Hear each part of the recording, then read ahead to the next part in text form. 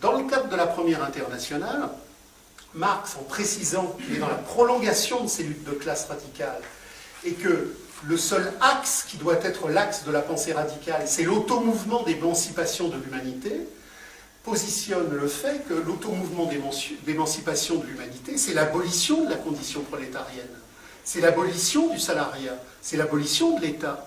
Et quelle sera la grande ligne fracture au sein de la Première Internationale entre les blanquistes, les proudhoniens et Marx? Marx, qui, je le rappelle, n'a pas cessé tout au long de sa vie de dire « Moi, ce que je sais, c'est que je ne suis pas marxiste ». Qu'est-ce que le marxisme? Le marxisme est une imposture créée par le spectacle du fétichisme de la marchandise pour, à travers une reprise de Marx, édulcorée, renversée, aboutir au contraire de ce que fait Marx.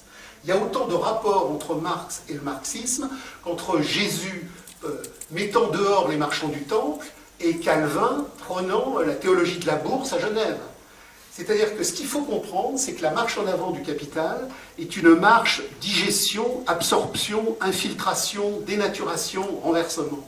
Chaque fois qu'une pensée radicale émerge, le capital s'en empare pour la retourner, la digérer, la sceptiser, la neutraliser. Le Christ n'a pas fondé une église, le Christ a fondé une ecclésia, une assemblée insurrectionnelle de l'être. Quand il dit « mon royaume n'est pas de ce monde », ça ne veut pas dire « mon royaume est là-haut », ça veut dire « mon royaume est là », mais hors des emprises de la marchandise et du temple de l'argent. L'église qui s'est mise en marche à la décadence de l'Empire romain, l'église ecclésiastique institutionnelle, elle reprend bien évidemment une partie du message, mais totalement édulcorée.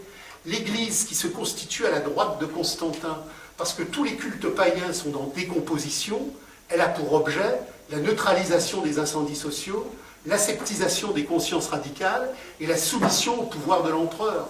Il y a donc un abîme radical entre les évangiles, l'incendie social et la critique radicale qui en résulte, et l'Église institutionnelle. Alors si aujourd'hui on attaque l'Église et qu'on ne bouffe d'ailleurs que du catholique, parce que le catholique est la proie première du vampirisme, de l'impérialisme, de la marchandise. Pourquoi? C'est pas parce que l'Église est dangereuse, c'est parce que le message incendiaire du Christ est si fort que même dans une Église qui l'aseptise, il continue à transparaître et à transpirer. L'ennemi de la marchandise, c'est justement le Christ radical. Et c'est d'ailleurs pour ça que Engels comme Marx ont écrit de nombreux textes sur l'origine du christianisme en montant la portée incendiaire et insurrectionnelle du christianisme primitif. Et c'est d'ailleurs pour ça que tout au long du Moyen-Âge, contre l'Église, contre les papes, contre la monarchie, contre le fiscalisme étatique, vous aviez constamment des irruptions paysannes qui voulaient le paradis sur terre et le royaume du Christ ici et maintenant, non pas après la mort. J'ai fait circuler un texte récemment, certains d'entre vous l'ont peut-être vu, il s'appelle la croisade des communeux, la croisade des pastoureaux. Au moment où Saint-Louis était prisonnier à Mansoura, vous avez une insurrection paysanne, mais absolument folle en France. Picardie, Normandie, plus de 100 000 paysans sont arrivés à Paris avec fourches et faux.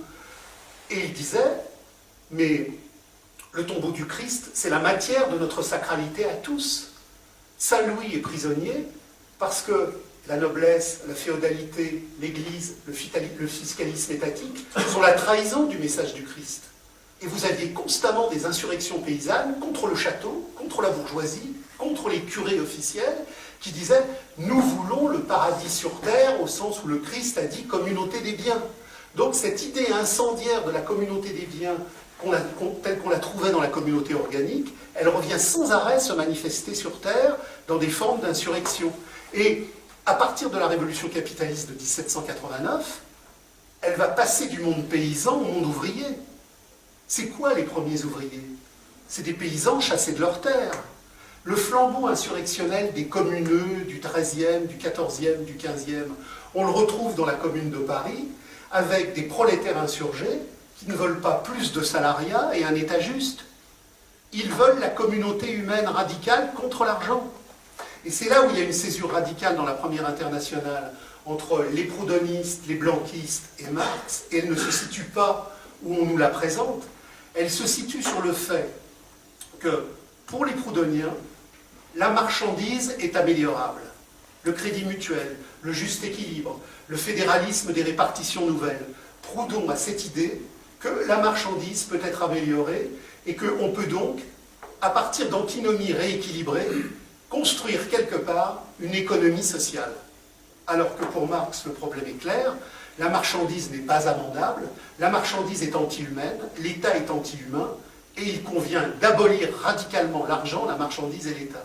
Et c'est pour ça que tout au long du XIXe siècle, vous aurez des luttes entre les radicalistes et les réformistes. Faut-il abolir l'argent? Faut-il détruire l'État? Ou y a-t-il un État possible ou un argent possible qui serait plus humain?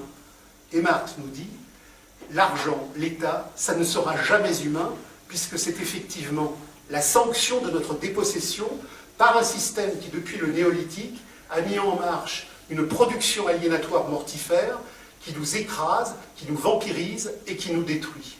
Donc là, on a quelque chose de décisif. Et on a quelque chose de décisif parce que l'œuvre de Marx est la préfiguration radicale de tous les courants radicaux qui, au moment où le bolchevisme s'emparera des pays de l'Est, en feront la critique la plus radicale.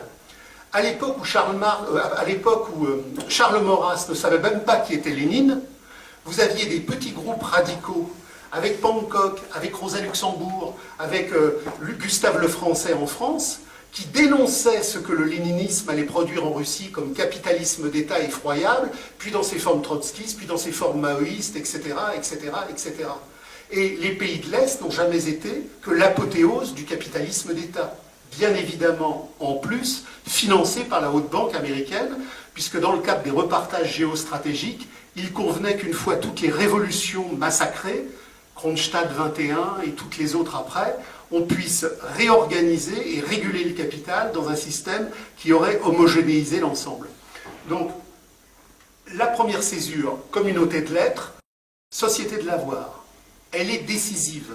Elle est décisive parce que depuis que nous vivons depuis des siècles dans la société de l'avoir, nous sommes domestiqués religieusement, politiquement et économiquement. Ce qui fait qu'on nous dit, il y a toujours eu de la politique, il y a toujours eu de l'économie, il y a toujours eu de la religion, il y a toujours eu des patrons, il y a toujours eu de la dépossession, il y a toujours eu de l'aliénation. Le grand abrutissement universel de légitimation de notre servitude, il est là, dans l'oubli systématique des communautés de l'être, pour nous faire croire que nous avons toujours connu des sociétés de l'avoir, ce qui est faux. Et la grande insurrection qui est positionnée dans la Première Internationale, elle est là. Il ne s'agit pas de réaménager la société de l'avoir dans une forme quelconque. De l'extrême gauche du capital à l'extrême droite du capital, tous les courants politiques vous proposent, sous une forme ou sous une autre, le réaménagement des conditions d'asservissement au salariat, à la marchandise et à l'État. On vous propose une banque différente, on vous propose une économie différente, mais la permanence invariante de la dépossession aliénatoire, elle est là, et c'est pour ça que Marx disait, tous les raquettes politiques, de l'extrême gauche à l'extrême droite, sont complices de notre servitude maintenue. Ce qui est en jeu, c'est l'automouvement d'émancipation de notre qualité humaine, non pas pour améliorer la condition ouvrière, mais pour abolir la condition prolétarienne. L'objet de l'acte d'émancipation n'est pas que nous ayons des meilleurs salaires. L'objet de l'acte d'émancipation est que nous abolissions le salariat. Le salariat qui, en tant que tel, est la servitude la plus impénétrable et la plus insupportable du temps. Marx disait toujours, il y a une différence essentielle entre l'esclave et le salarié, c'est que l'esclave est vendu une fois pour toutes. Le salarié doit se vendre à chaque seconde, dans une génuflexion infinie devant le système des objets et devant les systèmes d'oppression qui l'enchaînent et qui le cadenassent. Le salariat, c'est pire que l'esclavage. C'est le contraire de ce qu'on nous explique. Parce que justement, dans le cheminement de l'indistinction aliénatoire, puisque le vrai est le faux et le vrai est le fait, puisque le vrai est le faux et le faux est le vrai, on nous explique l'intégralité de l'histoire à rebours, comme un panégyrique, comme une ascension vers quelque chose qui est toujours plus positif. Or, dans les relations d'humanité,